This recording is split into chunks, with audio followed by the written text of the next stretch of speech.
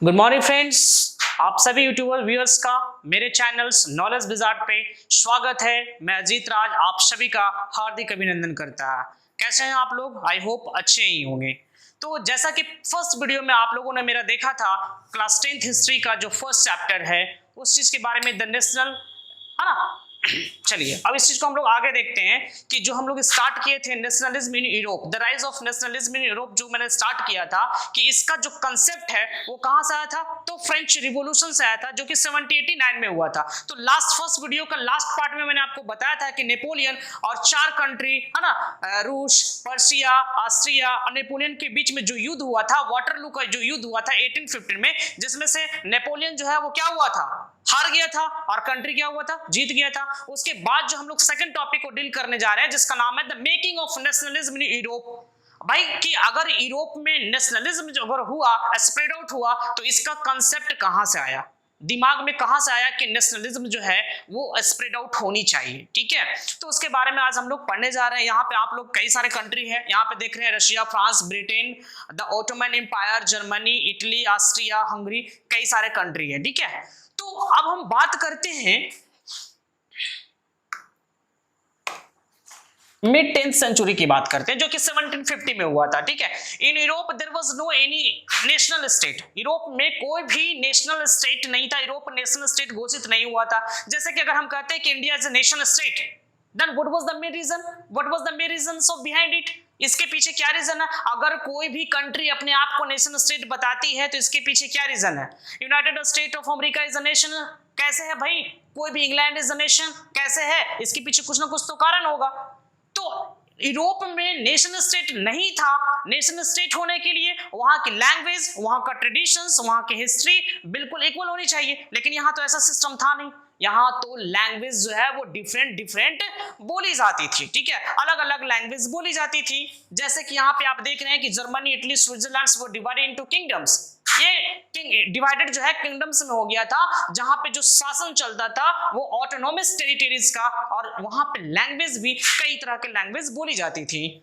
Eastern and central Europe were under autocratic monarchy, जो eastern part और central Europe जो था वो किसके प्रति था, अंडर किसके अंदर काम कर रहा था, तो ऑटोक्रेटिक मोनार्की था।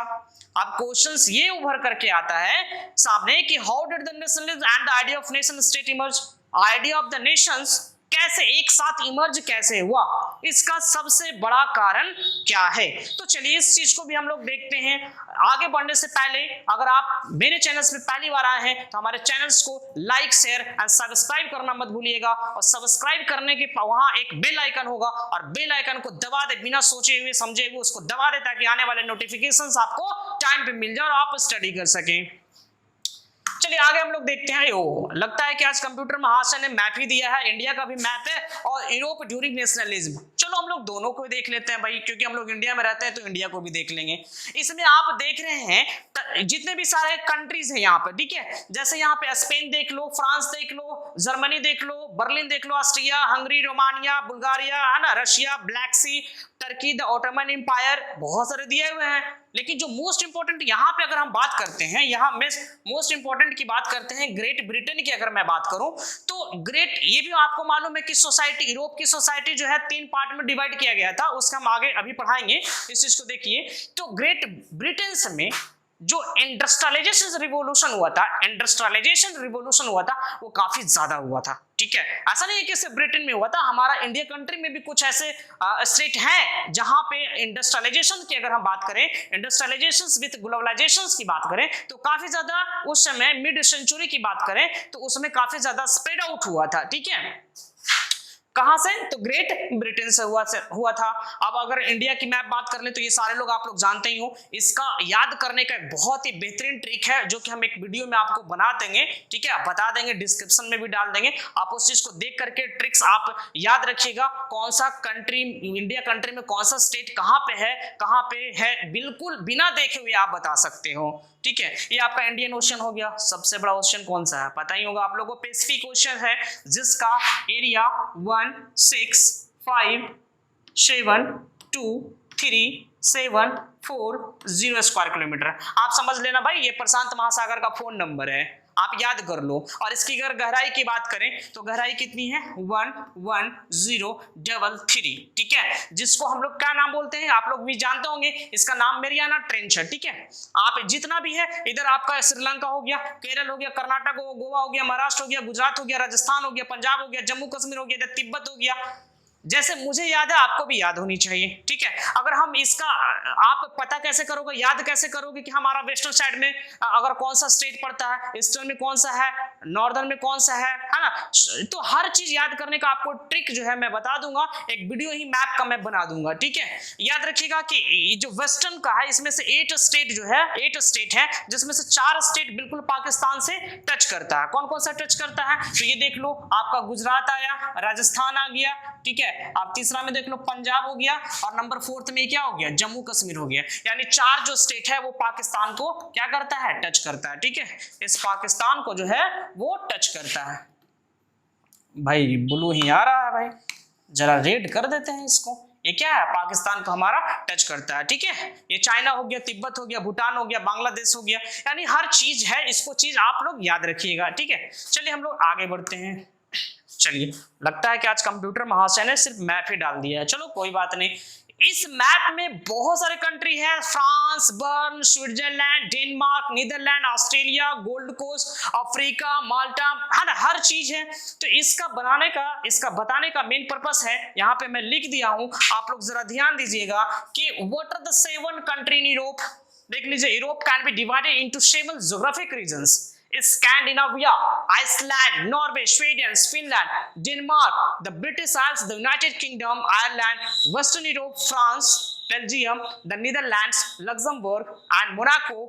Southern Europe में देख लीजिए कौन कौन सा है, पुर्तगाल है, स्पेन है, एंडोरा है, इटली है, माल्टा है, सैन मेरिनो है और वेटिकन सिटी है, ठीक है। तो इसको सिर्फ आप याद रखिएगा कि हमारा वेस्टर्न में कौन पड़ता है और सॉदर्न पार्ट में कौन कौन सा पड़ता है, इस चीज को आप लोग सिर्फ ध्यान में रखिएगा, ठीक है।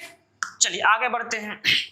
जैसा कि हम लोग बताए थे आपको, ठीक है, पिछले वीडियो में कि कंट्री जो है वहां यूरोप की कंट्री की जो सोसाइटी है वो 3 टर्म में डिस्ट्रीब्यूट किया गया, डिवाइड कर दिया गया। भाई कौन कौन सा, बहुत मोस्ट इंपॉर्टेंट है भाई, वीडियो को पॉज मत कीजिएगा। अगर जानकारी लेना है तो बिल्कुल आपका एकदम एक अच्छी तरीके से बिल्कुल कंसेप्ट बनाकर मैं लिख दिया हूं, ताकि एमसीक्यू भी इससे आपका क्लियर हो जाएगा। कहीं कोई क्वेश्चन छूटेगा नहीं आपका एग्जाम में, ये मेरा आपसे वादा है, कहीं कोई नहीं छूटेगा। और नोट्स के लिए मैं डिस्क्रिप्शन में भी डाल दूंगा, आप लोग परेशान नहीं होइए, ठीक है। तो पहला अगर हम बात करें, ठीक है, तो वो सोसाइटी है एरिस्टोक्रेसी में। किसके? एरिस्टोक्रेसी में, जो कि एलाइट होगा, अल्ट्रा रिच होगा, बहुत ज्यादा अमीर होगा। अब आप बताओ कि अगर मैं आपसे पूछूं, I want to ask you that in which locality are you living, then who is the richest person in your locality.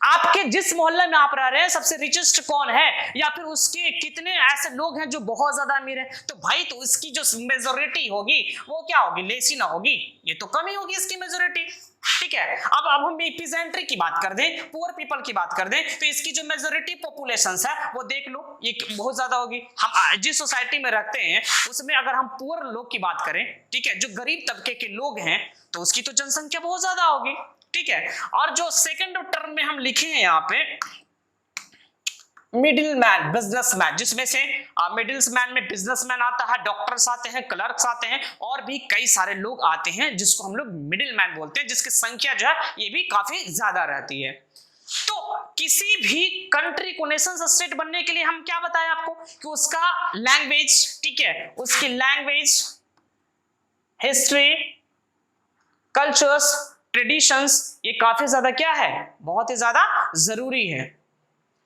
चलिए अब नेक्स्ट हम बात करते हैं, एक एग्जांपल दे दिए, देख लो, बहुत ही बेहतरीन एग्जांपल है कि फैमिली रिलेशनशिप में ब्रदर, सिस्टर, मदर, है ना, सेपरेट, अगर इसका आइडेंटिफिकेशन कर रहा हो, अगर सबका चेहरा सेम मिल जाए कि हाँ भाई मॉम का भी चेहरा सेम है, डैड का भी चेहरा सेम है, ठीक है, या तो फिर आप ये सिंपल सा समझ लीजिए कि किसी को भी आइडेंटिफाई करने के लिए सेपरेट होना बहुत ज्यादा जरूरी है, ठीक है, अलग होना बहुत ज्यादा जरूरी है, ठीक है। तो यही एक प्रॉब्लम था ना, जिसकी वजह से यूरोप के लोग प्रॉब्लम्स को फेसिंग कर रहे थे, ठीक है। जैसे यहाँ पे लिखा हुआ कि that's why they were facing the problems, वे लोग प्रॉब्लम्स को फेस कर रहे थे भाई। तो जब फेस कर रहे थे तो हमारा कंट्री नेशन स्टेट बनेगा कैसे, सवाल तो ये आता है, मुद्दा तो ये होता है, ठीक है। चलिए आगे हम लोग बढ़ते हैं। देखिए यहाँ पे two ideology come in middle man.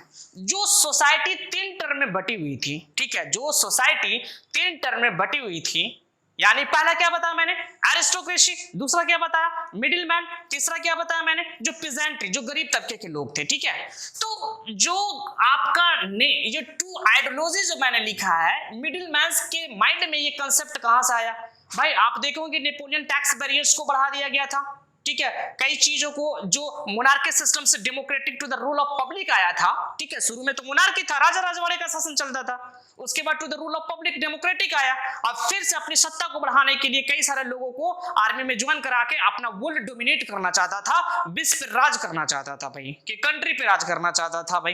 और उसके चलते दूसरे कंट्री से भी, या तो आप उससे अगर मजबूत है तो या तो फाइट कर भाई, या तो फिर सरेंडर कर दे भाई। तेरे पास सिर्फ 2 ऑप्शंस है, अगर मैं मजबूत हूं तो तुम मुझसे या तो फाइट कर सकते हो या मेरे सामने सरेंडर कर सकते हो। चलिए अब बात करते हैं, यहाँ पे लिख दिया due to this result they were facing problems, और वहां का लैंग्वेज भी था, अलग अलग बोला जाता था, है ना। चलिए जो मोस्ट इंपॉर्टेंट लिबरल नेशनलिज्म, ये बहुत ज्यादा मोस्ट इंपॉर्टेंट है भाई। अगर लोगों को लगा, मैं आपका बात कर रहा हूं कि हमारा इंडिया कंट्री तो ब्रिटिश का बहुत गुलाम था भाई, हमारे इंडिया कंट्री 1947 में उसको आजादी मिली, ठीक है, इससे पहले तो हम लोग ब्रिटिश एम्पायर के गुलाम थे। तो अब धीरे धीरे लोगों के माइंड में, जैसे महात्मा, इंडिया की बात करते हैं तो महात्मा गांधी, कई सारे पॉलिटिकल जो फिगर आप लोग के सामने नजर आते हैं, उसने हमारे भारत देश को आजादी दिलाई। तो कब?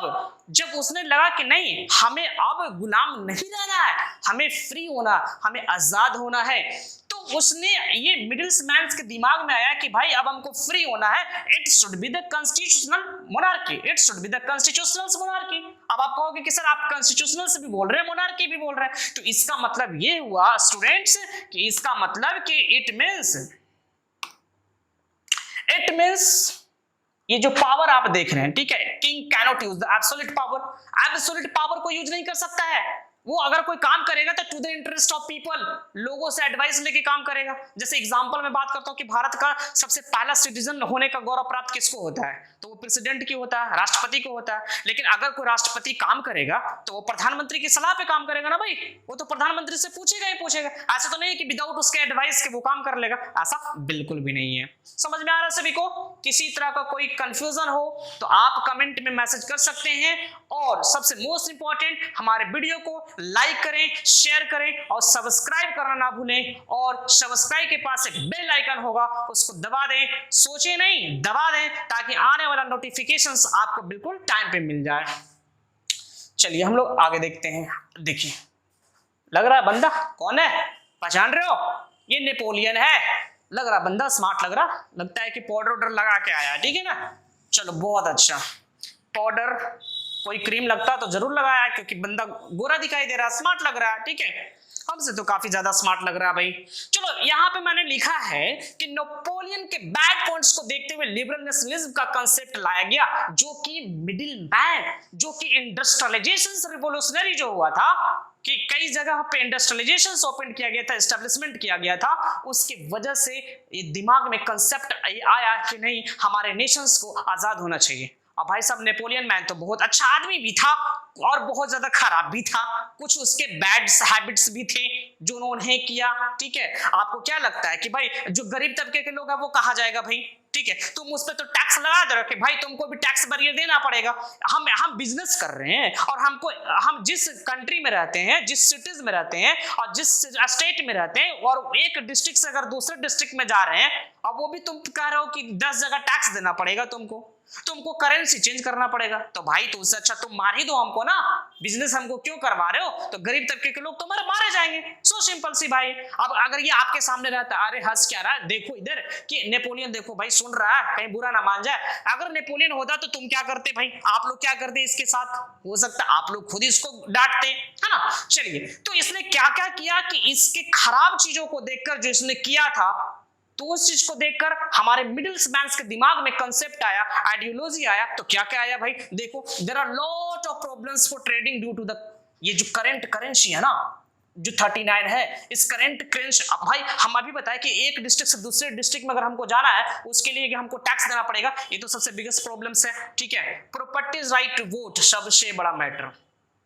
ये किया था, हम नहीं किए भाई, हमको मत बोलो, ये किया था नेपोलियन किया था कि जिस आदमी के पास जितना ज्यादा प्रॉपर्टी होगा, जो नोबेल मैन से बिलोंग करेगा, जो बिल्कुल रईस होगा, वही वोट दे सकता है। क्योंकि महिलाओं से वोट छीनने का जो वोट जो है पहले ही छीन लिया था ये नेपोलियन कि भाई महिलाएं तो वोट दे नहीं सकती है, वोट देगा तो जिसके पास सबसे ज्यादा प्रॉपर्टी होगा वोट वही देगा। ठीक है, तुम यहाँ पे अभी रहता 21 सेंचुरी में ना, तो मैं भी तुम्हें बताता, ठीक है, वोट देने का अधिकार सभी को है। लेकिन देखो ये आराम से हंस कर देख रहा है भाई, ये तो कौन सा रूल तुमने बना दिया भाई। चलिए, for abolish this rules come in middlesmans mind, ये मिडिल्समैन्स के दिमाग में आ गया। एग्जांपल 1833 की अगर हम बात करें, 1833 की बात करें, तो कोई मर्चेंट अपने गुड्स को सेल करने के लिए एक प्लेस से दूसरे प्लेस पे जाता है, एक स्थान से दूसरे स्थान तक जाता है, तो उसको टैक्स देना पड़ता है। वो भी कितने जगहों पे? 11 प्लेसेस भाई, बहुत ही यहाँ पे देख लो 11 प्लेसेस पे, ये 11 प्लेसेस है, ठीक है, 11 प्लेसेस पे उसको टैक्स देना पड़ता था। ठीक है, तो ड्यूरिंग दिस वे दे पे टैक्सेस, यहाँ नाम दिया हो according to book that is mentioned in your book Hansberg to Nuremberg. ठीक है, थोड़ा स्पेलिंग मिस्टेक है, देख लीजिएगा। तो कोई मर्चेंट्स अपने गुड्स को सेल करने के लिए, अगर गरीब तबके के लोग हैं तो उसको तो और प्रॉब्लम्स क्रिएट होता होगा भाई। ठीक है, अब हम बेचेंगे ही नहीं तो हम खाएंगे क्या, और जो भी पैसा है तुम तो टैक्स में ही ले रहे हो। तो ये सब प्रॉब्लम्स को देखने के मिडिल्समैन के दिमाग में आया कि नहीं, हमारे कंट्री को आजाद होना चाहिए। ठीक है, उसके बाद हम बात करते हैं 5% टैक्स। कितना परसेंट टैक्स देना पड़ता था? 5% टैक्स देना पड़ता था। भाई वर्ल्ड डोमिनेट करना चाहता था भाई, ये तो भाई बात हो गई, निराला बात हो गई, वर्ल्ड डोमिनेशन करना चाहता था। नेपोलियन बहुत चालाक आदमी था भाई, कहा गया ये बहुत ही ज्यादा चालाक था भाई, देख लो, देखने में तो स्मार्ट लग रहा है। ठीक है, क्लेवर मैन था। ये चाहता था कि दूसरों को पकड़ के अपने आर्मी में शामिल कर दो, अपने सोल्जर्स को बढ़ाओ और अपने मतलब राज्य करो, वर्ल्ड डोमिनेट करो भाई। ठीक है, कि मुझ जैसा कोई नहीं है, मैं जो कहूंगा वो तो तुमको करना ही पड़ेगा। ठीक है, तो क्या किया, 5% टैक्स भी देना पड़ता था। लेकिन जो सबसे मोस्ट इंपॉर्टेंट की अगर हम बात करें तो 1834 में एक न्यू कस्टम्स यूनियन रिफॉर्म्ड हुआ जिसका नाम था ज़ुल्वेरिन। क्या नाम था? ज़ुल्वेरिन, जो कि एक न्यू कस्टम रिफॉर्म्ड हुआ। अब on the basis of this custom क्या हुआ कि जो ट्रेड बैरियर्स था इसको रिड्यूस करके हमारा एबोलिश कर दिया गया, यानी बंद कर दिया, भाई आपको टैक्स देना नहीं पड़ेगा। एक सिटी से दूसरे सिटी में, एक कंट्री से दूसरे कंट्री में जाना है बिजनेस करने के लिए, ट्रेडिंग करने के लिए, एक्सपोर्ट इंपोर्ट करने के लिए, तो भाई तुम फ्री जा सकते हो, तुम्हें टैक्स देने की कोई जरूरत नहीं है। ये मिडिल्समैन के माइंड में ये कंसेप्ट, ये एक आइडियोलॉजी आया। दूसरा कि करेंसी को घटा करके 30 करेंसी था, 39 करेंसी भी थे। ठीक है, तो करेंसी को घटा करके 2 ला दिया गया, जो बहुत मोस्ट इंपॉर्टेंट था। ज़ुल्वेरिन was custom union. It was formed in 1834 at the initiative of Persia Union aimed at abolishing traffic barrier and reducing the number of currency. तो ज़ुल्वेरिन जो था एक न्यू कस्टम रिफॉर्म किया गया था मिडिल्समैन के द्वारा, जो कि टैक्स बैरियर को, टैक्सेस को और भी कई तरह चीज को अबॉलिश कर दिया गया, जिससे जो पीजेंट्री लोग हैं आसानी से एक सिटी से दूसरे सिटी में, एक कंट्री से दूसरे कंट्री में अपने गुड्स को एक्सपोर्ट और इंपोर्ट कर सके। तो इस वजह से जो the making of nationalism in Europe, जो कि आपके फर्स्ट चैप्टर्स का जो सेकंड टॉपिक है, उस चीज को मैंने डील किया। अब इसके बाद हम लोग पढ़ेंगे कि जो हमारा इंडस्ट्री, ये जो आप फर्स्ट अगर हम टॉपिक में हम देखें, ठीक है, यहां पे आप अगर हम देखें फर्स्ट टॉपिक में देख लीजिए कि ये जो ग्रेट ब्रिटेन में मैंने आपको बताया था कि यहाँ पे इंडस्ट्रियलाइजेशन रिवोल्यूशंस काफी ज्यादा हुआ, और इसके चलते भाई ऐसा तो नहीं है कि ग्रेट ब्रिटेन से इंडिया में कोई बिजनेस करने के लिए नहीं आता था। ठीक है, आप मुगल एम्पायर में भी पढ़े होंगे तो बहुत सारे लोग ऐसे थे तो जो बिजनेस करने के लिए, एस्टेब्लिश करने के लिए यहाँ पे बहुत ज्यादा लोग आते थे। ठीक है,